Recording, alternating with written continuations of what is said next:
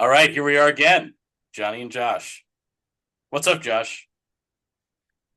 Well, I'm getting a good night's sleep because my family's on the East Coast, so I There you feel go. All right, all right. We did a hike yesterday, so I got a good night's sleep too because I was beat at the end of the day. Turns out that carrying a kid and a pack at the same time doubles the load. You know, did so you sent me a picture of your feet. Was that in a basin of Epsom salts? it was a basin of Epsom salts, and I'll say it wasn't just from the hike. Okay, so uh, I West Texas. It's dry heat here. My feet have been super dry, okay, super cracked. And so I've been trying to like get them back up to snuff.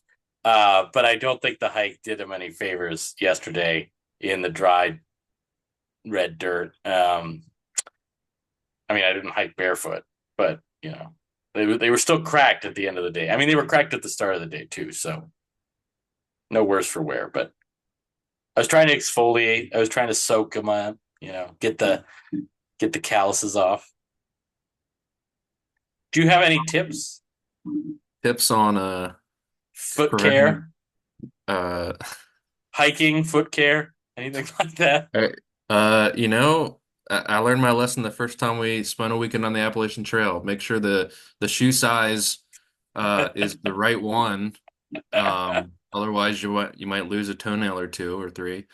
And Man, for anyone listening that doesn't know the backstory of Josh Portman's hiking adventures, like every time we would go on a backpacking trip, it would be at least one toenail gone.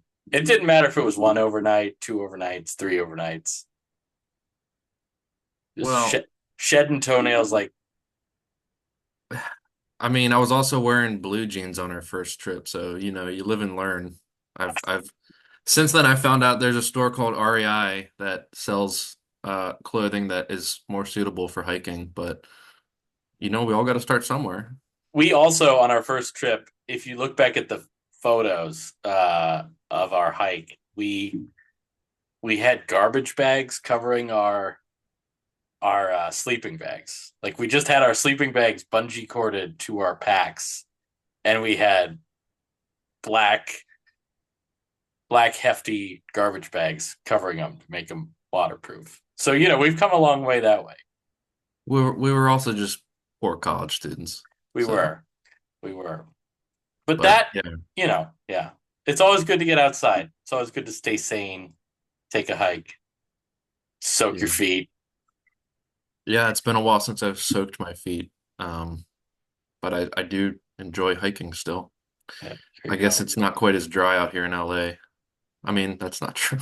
It's been pretty Well, dry here too, yeah, as we all know from the news. Um, yeah, yeah.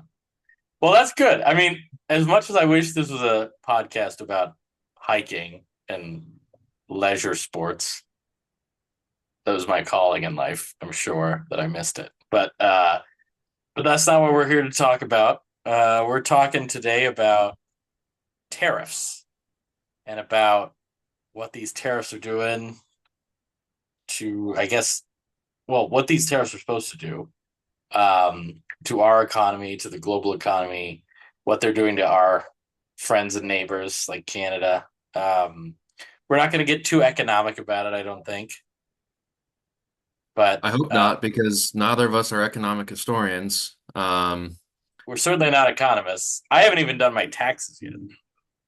Really? Need to do that. Well, my better half does them, so I technically haven't done them myself for like, I don't know, 6 years, 7 years.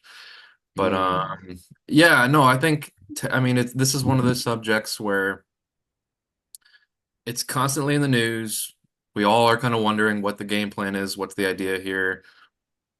But, tariffs are like a little kind of opaque in Yeah, what they achieve. So, with the disclaimer being that we're just two guys here, trying to stay well informed. We're not economists, we're not even economic historians. That's not either of our yeah. specialties. But I think we still need to have an honest conversation about where we're at and what we think is going on.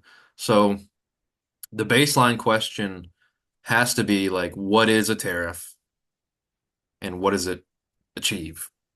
ostensibly, right? So Yeah. do you want to take a stab at that? Sure. Right. So I mean, the simplest definition is probably the best, right? A tariff is an import duty, or an import tax, if you want to think of it as a tax, right? And so what that means is it's a percentage of the price tacked on top of the price of a good that is coming in from another country. Um, and the entity that pays that tariff duty, right, a tariff tax, is whatever company is importing the product, right? So if I'm an American lumber company and I'm importing Canadian timber, and there's a 2% tariff on Canadian timber, if I pay $100 for a piece of wood, I'm now going to pay a $2 tariff duty on it, right? Um, so does the foreign country pay the tariff duty? No, definitely not, right? It's imposed on that foreign country, not for them to pay it, but for the importing company to pay it. Now, of course, the follow-up argument to that is that the importing company is not going to just eat that tariff cost. They're going to pass it on to consumers by raising their price, right? So if I'm importing Canadian timber to make furniture, my furniture now becomes a little bit more expensive, so I can afford to pay that tariff duty, if I'm an American importer of Canadian wood. Um, I mean, does that sound like your assessment of what it is too, Josh? I mean, tell me Yeah. if I'm wrong.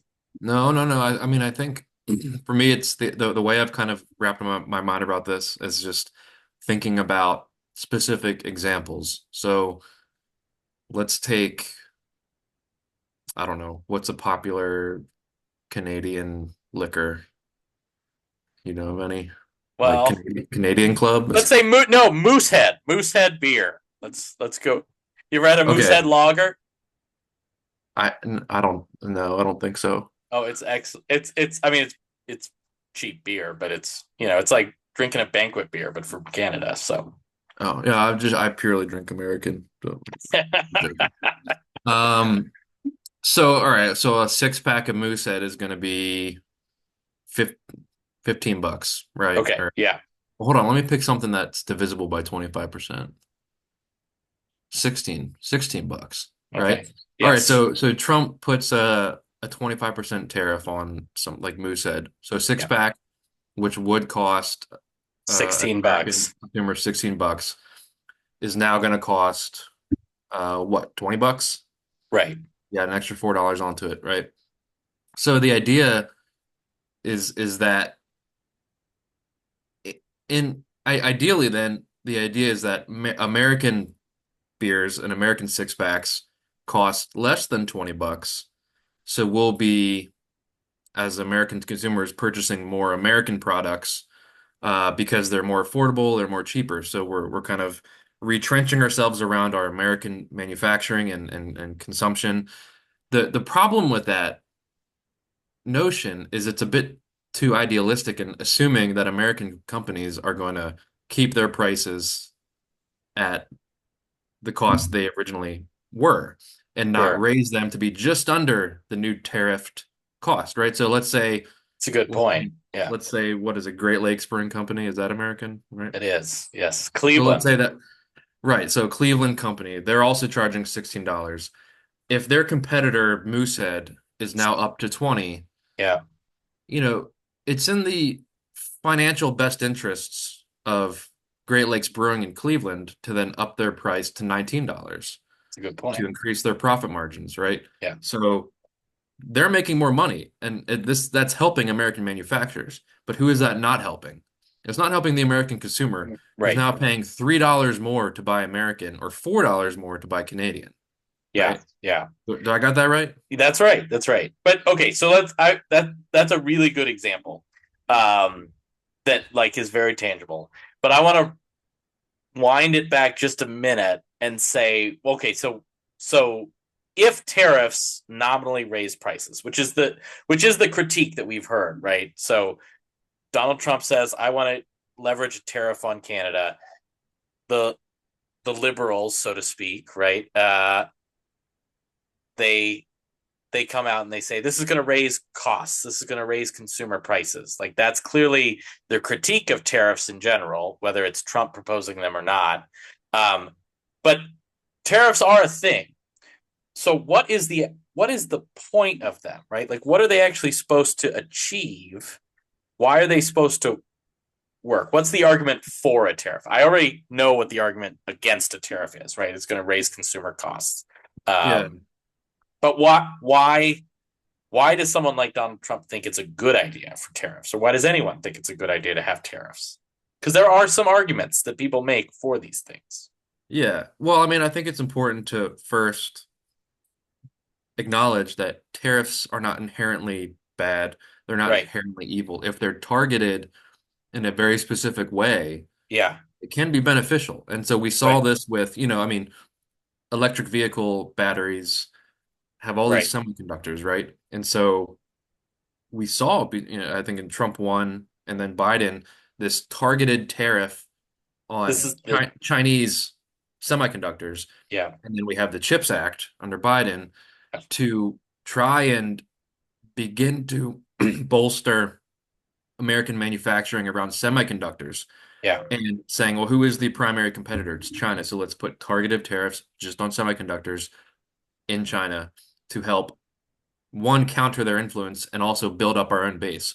So it's not that liberals or people in general are opposed to tariffs writ large, Right. but that kind of um, that targeted effort is quite different from a blanket tariff on an entire nation of like Yeah. 25%, as we're hearing with Canada and Right. Mexico, Right. just for example.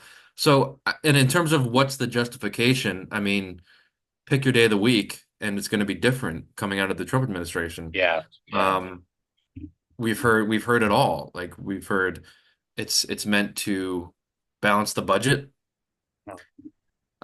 It's meant to reduce the trade deficit. Um, it's meant to bolster U.S. manufacturing, which is something we really need to talk about. Yeah. Uh, it's meant to stop the flow of fentanyl coming Right. across the border, and stop illegal immigration. Uh, So it's a I mean, cudgel that's supposedly going to fix all these problems, right? yeah, I And yet, guess. I mean, that's kind of how it gets leveraged or explained or not explained, I guess. Um, but it's right? Like that. Okay, so a different term, right, for tariffs in early America was protectionism, right? This idea that you're going to protect certain American industries from global or foreign competition, right? And so, like your chips example, right? Um, we're gonna protect the American production of microchips, right? I mean, that's Mhm. what that's for. Protect the American production of microchips until our microchips are globally competitive with Asian microchips. And that's what it was used for in early America in terms of like we're going to protect American industries until they catch up to British industries, until they catch up to German industries, whatever Mhm. the case might be. And so protectionism is another way to think about this as like uh, a way to shield specific industries as they kind of come into their own, Mhm. mature over time. Yeah, Uh, when they're nascent. yeah, when they're early, right? And this is why tariffs and protectionism were such a big thing in early American history, right? In the early 1800s, someone like Henry Clay talks a lot about tariffs. He had what he called the American system. This was his plan. So Henry Clay is this kind of lifelong politician in the early republic. He comes up with what he calls the American system of of protectionism, right? That we if we're going to industrialize as a nation, we're a young nation at that point. To compete with European industrialization, we've got to have tariffs to protect industries. And there are debates across the country at that point about whether a blanket protection tariff is actually useful or not, right? Uh, but that at least is kind of a rationale that we can point to as a precedent for this stuff. Um, but again, American manufacturing now is not a young industry, right? It's not a chips, sure. Um, Electric vehicles, yes, but blanket, timber, steel, beer, whatever, those industries are doing just fine in the United States. Maybe they don't need protection from foreign competitors, right? Uh, Yeah, I mean, there's a couple of different ways to unpack this. Um, One, if we're thinking about globalization,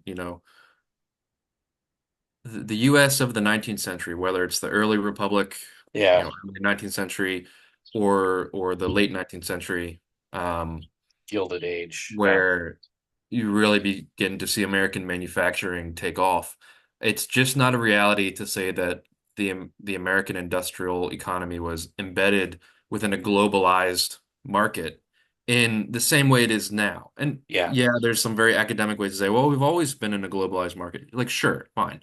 But it's not the same as it is kind of in this Post World War past II. Yeah, post World War II, especially 1980s to the present day, where the supply chains are just almost Byzantine in for many industries. Like take the automobile industry, where you have car parts going back and forth across borders multiple times, yeah, um, just to make a car, right? It's just the economic terrain on which these ideas about tariffs are played out has totally shifted. changed. Yeah, So and it also is somewhat industry dependent. Um, so I think it's hard to even talk about like industry as a whole when like yeah, like timber and cars and beer, they're all going to have their own sort of contingent scenarios in yeah. which this makes sense or doesn't make sense. Um, Well, and this goes. I mean, this is one of my critiques in general of this kind of second Trump era. And we've talked about this already as it relates to Doge. Um, the idea that you're using, kind of this cudgel or chainsaw approach to things that are actually quite precise and quite, um,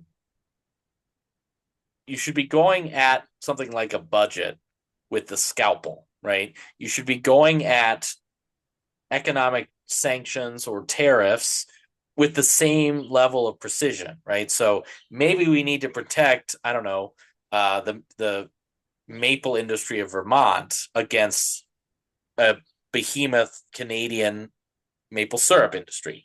That maybe makes sense for a tariff, right? But saying we're gonna blanket impose an import duty, a tariff on anything coming south of the border or anything coming up from Mexico or anything coming overseas from Europe, that is really tough to do, right? Economically speaking. I mean, you could do it policy wise and just see the mess that plays out, but economically speaking, it doesn't necessarily make a whole lot of sense. Um, yeah, not if your goal is to as they said on the campaign trail, make America affordable again, right? right, Like right. it's American consumers who are going to eat this cost. Yeah. And the idea, I think, is that you're generating revenue for the government, and Mm-hmm. that is Yeah. somehow going to balance the budget or reduce the trade deficit. But I don't, I haven't seen any evidence to suggest like we're even in the same ballpark. Yeah. Certainly, Trump had plenty of tariffs in his first administration. Um, and And as we're and seeing so now, yeah. like the Chinese introduced retaliatory tariffs and they really hurt soybean farmers, right? Yeah. So what does the Trump administration end up doing in his first term? They give a bailout of like I think it's like 20 or 23 billion dollars to the farmers Yes. Yeah. because they were hit so hard. So That's it's right. like, I mean, in the one respect, it's like, well, that doesn't really make sense. I mean, all of this is happening just to give the farmers a bailout, which they absolutely needed. But Yeah. also, if we're talking about balancing the budget and reducing the trade deficit, like we're not even in the same ballpark of what Yeah. kind of revenue could be generated from tariffs that would be borne on the backs of American consumers. Yeah. I mean, Trump talks a lot about trade deficits. And I guess this fits into a conversation about tariffs in a way. What actually is a trade deficit? I mean, do you have a sense of this? Not Like, not a great sense. I mean, I maybe trade deficit isn't the right term. What I'm talking about is the kind of the national debt, I Yeah. guess. Okay. More Okay. what I'm getting at. Yeah. And the idea That he that wants to pay it down. Yeah. that's one of the reasons they provide, right? Yeah. That somehow Yeah. this is going to happen, and tariffs will play a role. And I guess my point is, what are we seeing the Trump administration do to actually make that happen? Because as far as I'm concerned, they came out with the federal spending for February of 2025, and it's like over 600 billion or The something, higher, yeah, it's higher spending. Yeah. which is like way higher than it has ever been before. Yes. 4.5 trillion in tax cuts. If you're concerned about reducing the deficit and the national debt, you don't cut taxes. You Right. reduce You, federal spending, and then you raise taxes yeah. to Yeah. make up that difference. Yeah. Um, Yeah. like Right. And increasing defense spending in these congressional proposals for the budget. That's not we're not cutting down any debt here. right. Yeah. No, I know. Um, well, let's stick with tariffs because this is, kind of an important thing to keep unpacking in terms of okay, so protectionism, uh, Trump wants to make us buy American again, which I think everyone is a big fan of the idea of buying American, right? I mean, I am. Uh, as you already said, you only drink American beer, right? So, Sure. but you know, I think that everyone has a certain kind of patriotic sense that, like, yeah, buying American is often better for maybe a domestic economy, maybe some kind of patriotic duty, whatever. But buying American sounds great, right? Um, is even if it's not always possible, right? So certain things are just not made in America anymore, and we can talk about that. But this seems, in a way, to be an attempt to kind of scale back the effects of globalism, right? So Yeah. so we're getting out competed, so to speak, against um, Chinese manufacturing or Indian manufacturing or Asian manufacturing more generally. Uh, Fine, right? I obviously that's true, especially certain industries. Are we able, just by slapping a tariff on onto things, are we able to go back to a world in which globalization is less of a threat to No. Americans and American economy? Well, and the question is it a threat? It's being presented as a threat, but I think one way to Yeah, rephrase your question is like, are we able to become self-sufficient entirely? right. And the answer is no. It- there's a couple different ways to answer this, I think. Yeah. Um, One thing I want to say is a caveat to one of your points. Okay, The good. there's a misconception that it's the U.S. versus other countries.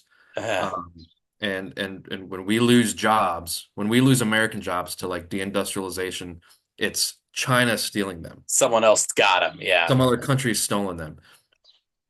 We lose jobs. We've lost jobs through the 60s and 70s, 80s because American corporations realized they can go open up a plant in Mexico or Indonesia or anywhere else and yeah, pay pennies on the dollar for what they were paying American workers. right. It's not some insidious other nation stealing things from us. It's our own American corporate executives That's a good realizing they can point. increase their profit margins by moving the labor elsewhere.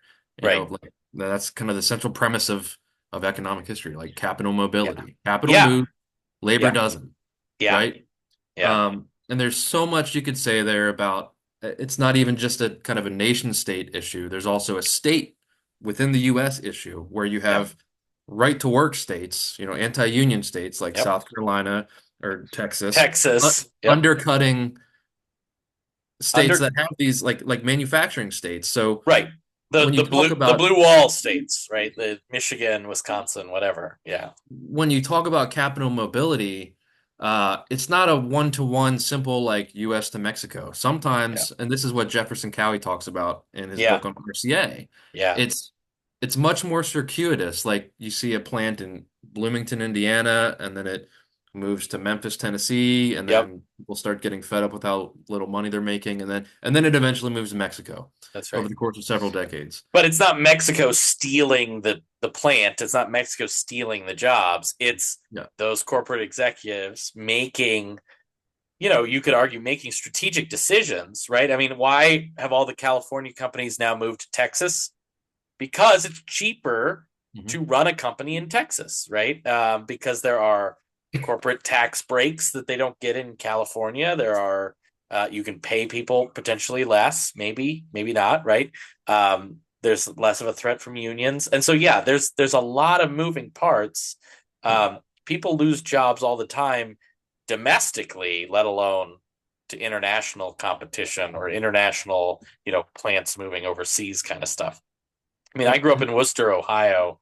Rubbermaid was the big factory there. It's gone. Right? Like there's a couple of corporate level things left in Ohio, but in general, those plants moved to other parts of the United States at first. And they still have a footprint there, but they also, I'm assuming, have plants overseas too. So and that raises the other question of self-sufficiency, which is that, and again, this depends on the product or the industry, but so there was a clip on Fox News I saw come across my feed on YouTube about whoever the speaker was trying to prepare Americans to pay more for coffee, and talking mm, about like, well, why don't like we have Kona coffee in Hawaii, so why do we need all the coffee from all these other places? And it's like, well, for one, the only American regions that coffee can be made in a kind of a tropical climate are Hawaii and Puerto Puerto Rico. Rico, yeah, But you're never going to create enough supply to meet the demand for coffee. right, So right. if we begin cutting the, Bananas are another good one, right? Yeah, yeah, or avocados, right? Which right. we've heard all about.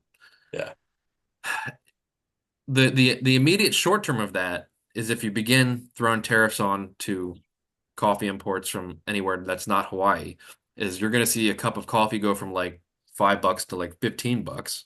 yeah, And then the longer term reality is that there's going to be well, the longer term reality for coffee is that you just can't produce enough within the US, right? yeah, yeah.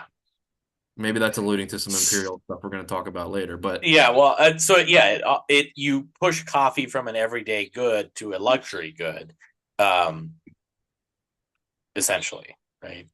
yeah. So, I mean, I think this idea of self-sufficiency, again, it's commodity dependent, Yeah, but like it's kind of a nonsensical baseline to say like we're just gonna shut ourselves off from the world and become totally self-sufficient. And again, that's coming from someone who most people I know, including myself, are very supportive of like onshoring or reshoring efforts to bring back manufacturing. yeah, yeah. Um, no one's saying like we want to buy all our stuff from China. Like no No, one is saying that, except maybe, you see all those MAGA hats that are made in China. But it's like there's a question of like to what extent can we do it and to what extent do we want to do it? Because yeah, we do have these other kind of post-industrial economies that are thriving, whether yeah, it's healthcare or the service economy. I yeah. mean, rather than investing in the people who are struggling in those economies, we're saying, no, let's go back actually and bring back coal workers who had Mm, such a great time working in, 2 feet of space, right, cramped down, getting black lung, dying to kettle bottoms, right, right? right. Like, I don't Yeah, know. Like most people I know certainly look back with a sense of pride at what America was able to accomplish with that kind of extractive labor, but that's not like there was no golden age of working. right. Yeah, yeah. I mean, yeah. It's a great question, right? My dad was not a factory worker. Neither is his dad, so it's hard to grapple with that specifically. But my dad runs a family restaurant, right? He's kind of in, what we think of as like blue collar service industry, right? Um, he never would have hoped that his kid would grow up to become a coal miner, or to work in some dangerous factory conditions. He didn't even want us to grow up and run the restaurant, right? He was hoping that we would go on and do something else, pursue a dream that he wasn't able to pursue, so to speak, right? And I think that's probably true for a lot of like blue collar people, regardless of what actual vocation they're doing, right? If your dad's an auto mechanic, he might not want you to be an auto mechanic. He might want you to go and do something that you want to do, beyond that. And I think that that's still okay. That's still part of, maybe an outdated American dream. But certainly, I've got two kids. I don't want them to go get black lung in some coal mine. I don't want them to go work in some, manufacturing factory that doesn't have any kind of safety standards. I, yeah, upward mobility is part of the American dream. That's what we want from our Yeah. progress. And At if least that's what I think. I don't know. if we do in this in a hypothetical scenario, if we do somehow get back to having this big demand for a working class doing extractive labor or manufacturing jobs, in order to get those American companies to bring those jobs back, Yeah, they need to be competitive with people working in a sweatshop in Indonesia. that's right. Yeah. So American corporations will not bring labor back and pay a living wage.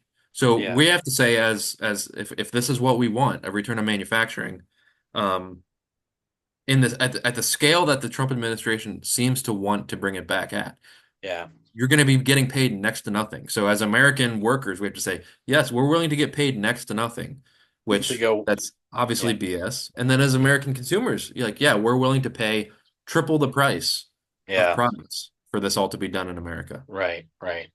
Well, and that gets us back, I guess, to kind of like the central. This is a central question of all our conversations, I guess. This it seems particularly relevant today, right? As we keep thinking about tariffs, you know, MAGA, right? Make America Great Again. What or when is the again in that statement, right? So, like, if we're not great now, which is the implication, and the, I mean, a Trump supporter is voting for Trump to somehow make America great again.